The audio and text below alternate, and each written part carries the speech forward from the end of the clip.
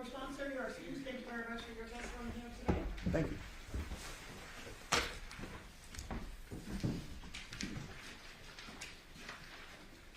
Does the defense have any other witnesses they wish to call? We have no further witnesses that we are going to call. We are going to arrest. However, we do have a housekeeping matter. Did we get those other exhibits? She's looking them right now. Okay. We'll stipulate to that. We'll stipulate the defense rests. Okay, what are the exhibit numbers? E4 through N4 are going to be a data procedure stipulation. The defense will rest at this time. Do you have any rebuttal? No, thank you, Your Honor. All right, ladies and gentlemen of the jury, we have now reached the conclusion of evidence in this case. We have now reached the portion of the case where I'm going to read you the instructions on the law that applies to this case. You guys are the fact finders, so it's very important that you understand what I'm reading to you. So we're going to give you your own packet so you can follow along as I read them to you, just in case I read too fast and you guys, we don't want you to miss anything.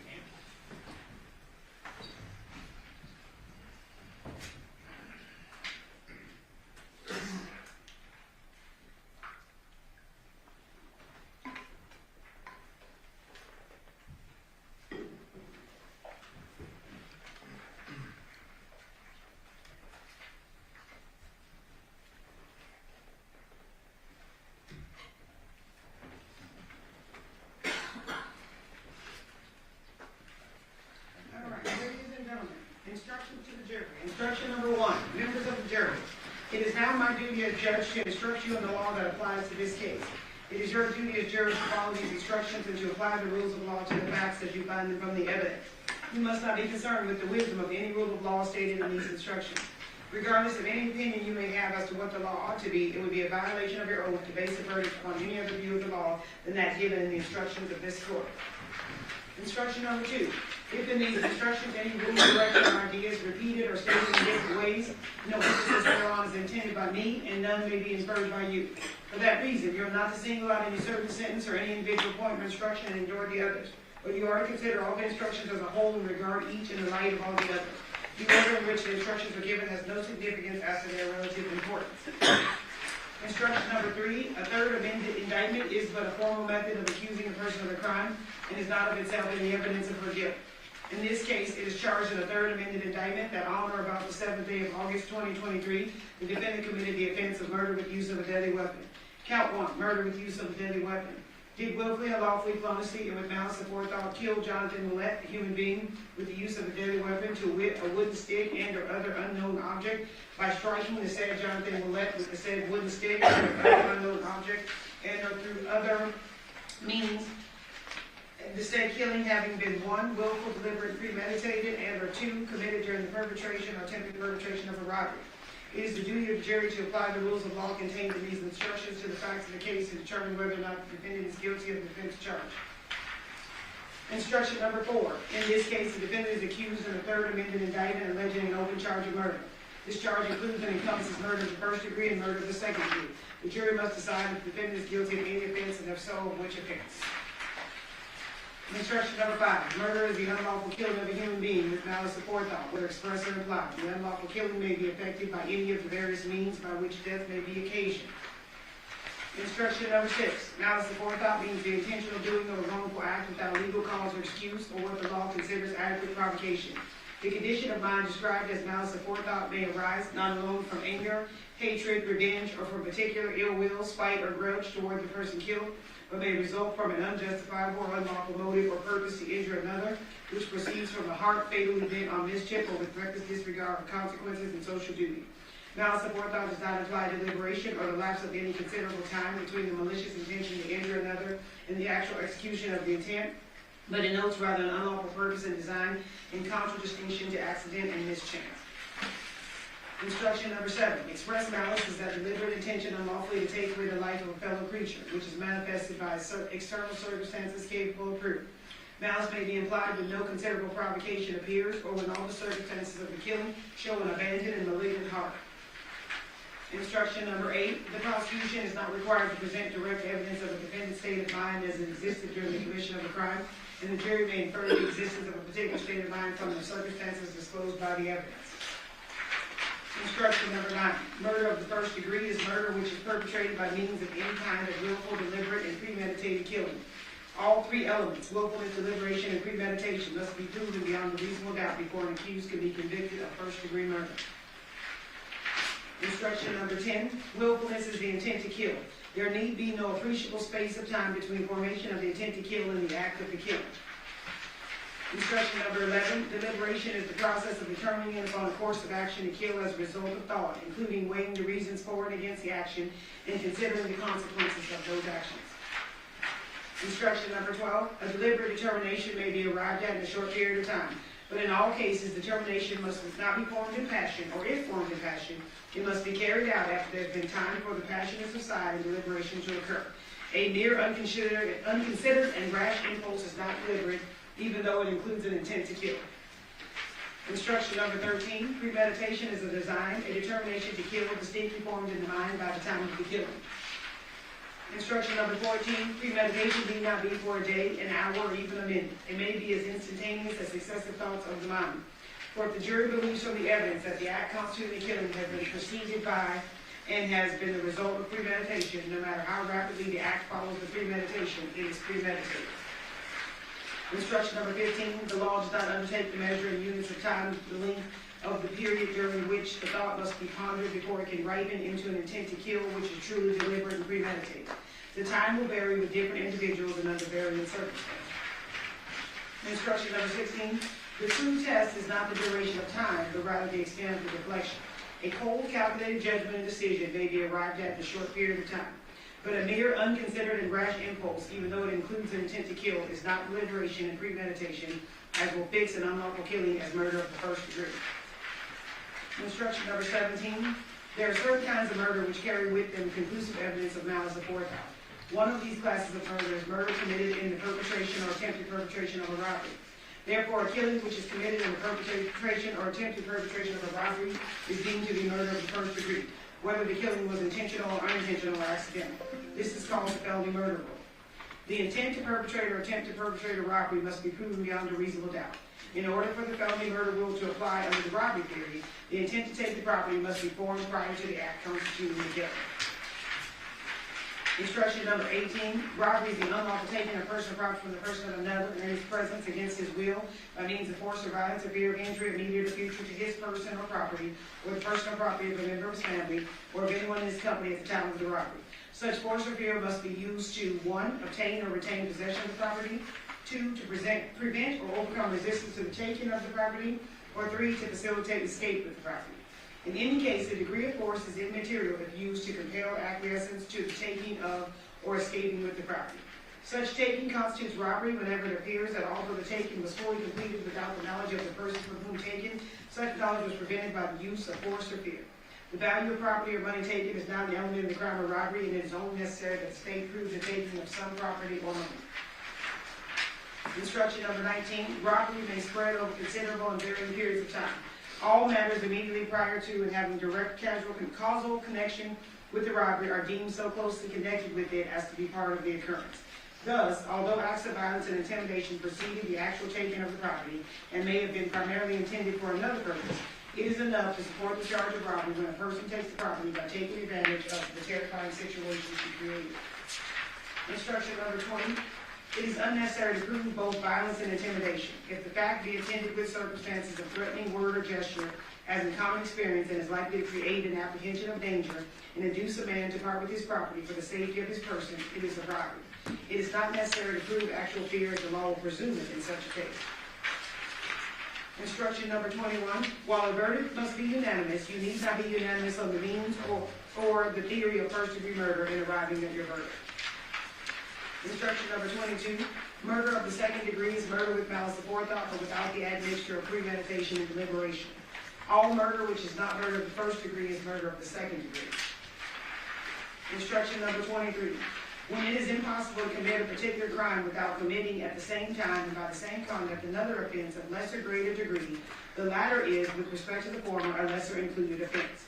If you are not satisfied beyond a reasonable doubt that the defendant is guilty of the offense charged, she may, however, be found guilty of any lesser included offense, if the evidence is sufficient to establish her guilt of such lesser offense beyond a reasonable doubt.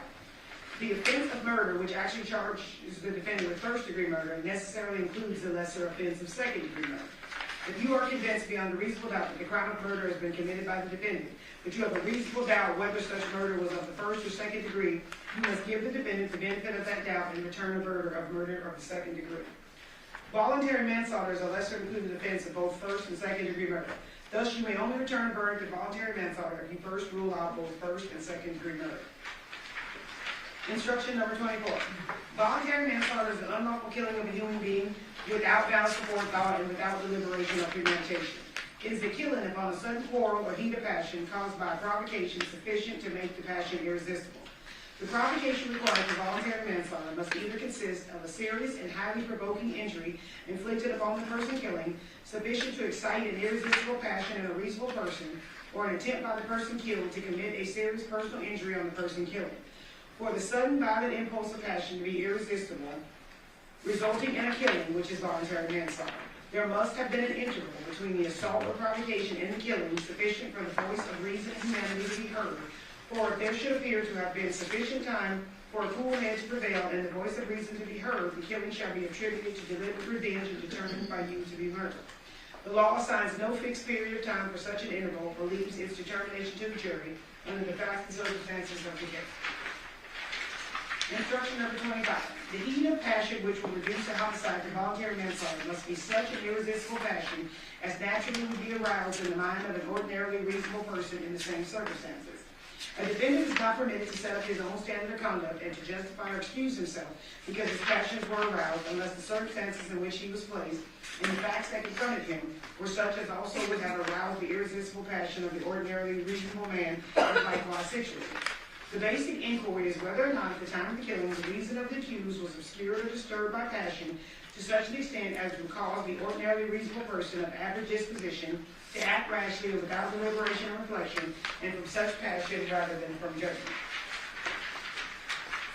Instruction number 26. You are instructed that if you find the defendant guilty of murder or voluntary manslaughter, you must also determine whether or not a deadly weapon was used in the commission of this crime.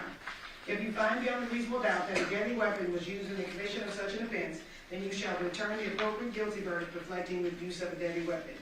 If, however, you find that a deadly weapon was not used in the commission of such an offense, but you find that it was committed, then you shall return the appropriate guilty verdict reflecting that a deadly weapon was not used. Instruction number 27.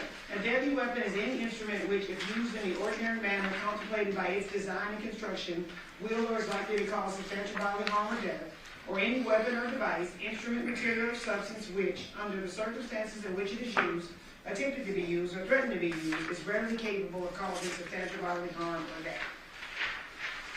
Instruction number 28. The state is not required to have recovered the deadly weapon used in an alleged crime or to produce the deadly weapon in court at trial to establish that a deadly weapon was used in the commission of the crime. Instruction number 29. To constitute the crime charge, there must exist a union or joint operation of an act forbidden by law and an intent to do the act.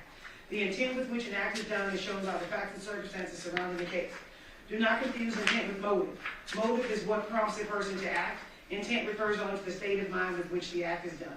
Motive is not an element of the crime charge, and the state is not required to prove a motive on the part of the defendant in order to convict. However, you may consider evidence of motive or lack of motive as a circumstance in the case. Instruction number 30. The defendant is presumed innocent until the contrary is proved. This presumption places upon the state the burden of proving beyond a reasonable doubt every element of the crime charge and that the defendant is the person who committed the offense. A reasonable doubt is one based on reason. It is not mere possible doubt, but is such a doubt as would govern or control a person in the more weighty affairs of life. If the minds of the jurors, after the entire comparison and consideration of all the evidence, are in such a condition that they can say they feel an abiding conviction of the truth of the charge, there is not a reasonable doubt. Doubt to be reasonable must be actual, not mere possibility or speculation. If you have a reasonable doubt as to the guilt of the defendant, she is entitled to a verdict of not guilty. Instruction number 31. The evidence which you are considering in this case consists of the testimony of the witnesses, the exhibits, and any facts admitted or agreed to by counsel. There are two types of evidence, direct and circumstantial. Direct evidence is the testimony of a person who claims to have personal knowledge of the commission of the crime which has been charged, such as an eyewitness. Circumstantial evidence is the proof of a chain of facts and circumstances which tend to show whether the defendant is guilty or not guilty. The law makes no distinction between the weight to be given either direct or circumstantial evidence. Therefore, all the evidence in the case, including the circumstantial evidence, should be considered by you in arriving at your verdict. Statements, arguments, and opinions of counsel are not evidence in this case. However, if the attorney stipulates to the existence of a fact, you must accept the stipulation as evidence and regard that fact as proof. You must not speculate to be true any insinuation suggested by a question asked to witness. A question is not evidence and may be considered only as it supplies meaning to the answer. You must disregard any evidence to which an objection was sustained by the court and any evidence ordered stricken by the court. Anything you may have seen or heard outside the courtroom is not evidence and must also be disregarded. Instruction number 32. The credibility or believability of a witness should be determined by his manner upon the stand, his relationship to the parties, his fears, motives, interests, or feelings, his opportunity to have observed the matter to which he testified, the reasonableness of his statements, and the strength or weakness of his recollections. If you believe that a witness has lied about any material fact in the case, you may disregard the entire testimony of that witness or any portion of his testimony which is not proved by other evidence. Instruction number 33. A witness who has special knowledge, skill, experience, training, or education in a particular science, profession, or occupation is an expert witness. An expert witness may give his opinion as to any matter in which he is skilled. You should consider such expert opinion and weigh the reasons, if any, given for it. You are not bound, however, by such an opinion. Give it the weight to which you deem it entitled, whether that be great or slight, and you may reject it if in your judgment the reasons given for it are unsound. Instruction number 34. Although you are to consider only the evidence in the case in reaching a verdict, you must bring to the consideration of the evidence your everyday common sense and judgment as reasonable men and women. Thus, you are not limited solely to what you see and hear as the witnesses testify. You may draw a reasonable inferences from the evidence which you feel are justified in the light of common experience. Keep it in mind that such inferences should not be based on speculation or guess. A verdict may never be influenced by sympathy, prejudice, or public opinion. Your decision should be the product of sincere judgment and sound discretion in accordance with these rules of law. Instruction number 35. In arriving at a verdict in this case as to whether or not the defendant is guilty or not guilty, the subject of penalty or punishment is not to be discussed or considered by you and should in no way influence your verdict. Instruction number 36. You are here to determine whether the state has proven beyond a reasonable doubt the guilt of the defendant from the evidence in the case. You are not called upon to return a verdict as to the guilt or innocence of any other person. So if the evidence in the case convinces you beyond a reasonable doubt of the guilt of the defendant, you should so find, even though you may believe one or more persons are also guilty. Instruction number 37. You have seen trial exhibits that have been redacted. Those redactions have occurred either by agreement of the parties or by court order pursuant to Nevada law. You are not to consider the fact that an exhibit has been redacted for any purpose whatsoever. Instruction number 38. It is a constitutional right of the defendant in a criminal trial that she may not be compelled to testify. Thus, the decision as to whether she should testify is left to Ms. Michaels on the advice and counsel of her attorneys. You must not draw any inference of guilt from the fact that she does not testify, nor should this fact be discussed by you or enter into your deliberations in any way. Instruction number 39. When you retire to consider your verdict, you must select one of your members to act as a foreperson who will preside over your deliberation and be your spokesman here in court. During your deliberation, you will have all the exhibits which were admitted in evidence, these written instructions, the forms of verdict which have been prepared for your convenience. Your verdict must be unanimous. As soon as you have agreed upon a verdict, have it signed and dated by your foreperson and return with it to this room. Instruction number 40. During the course of this trial and your deliberations, you are not to, 1, communicate with anyone in any way regarding this case or its merits, either by phone, text, internet, or other means. Read, watch, listen to news or media accounts or commentary about the case. 3, do any research such as consulting dictionaries, using the internet, or using reference materials. 4, making investigation, test the theory of the case, recreating an aspect of the case, or in any other way investigate or learn about the case on your own. Instruction number 41. If during your deliberation you should desire to be further informed on any point of law, or hear again portions of the testimony, you must reduce your request to a writing signed by the foreperson. The officer will then return you to court where that information sought will be given to you in the presence of and after notice to the district attorney and the defendant and her counsel. Playbacks of testimony are time-consuming and are not encouraged unless you deem it a necessity. Should you require a playback, you must carefully describe the testimony to be played back so that the court reporter can arrange her notes. Remember, the court is not at liberty to substitute the evidence. Now you listen to the arguments of counsel who will endeavor to aid you to reach a proper verdict by refreshing in your minds the evidence and by showing the application thereof to the law.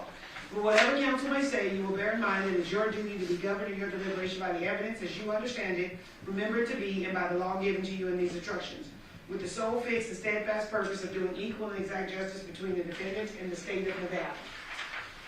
All right, ladies and gentlemen, we do not want to break up the closing arguments for you, so we're going to take our lunch recess now, and then when you guys come back, we will have the closing arguments by the parties when you return from the lunch recess.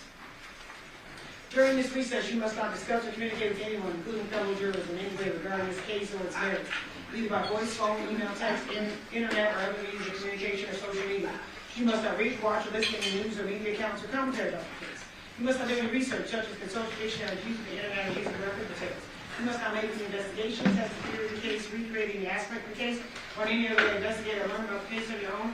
You must not express any opinion regarding this case that was considered to you. Ladies and gentlemen, it's 11:40. We'll be in recess until 1 o'clock. All rise for the jury.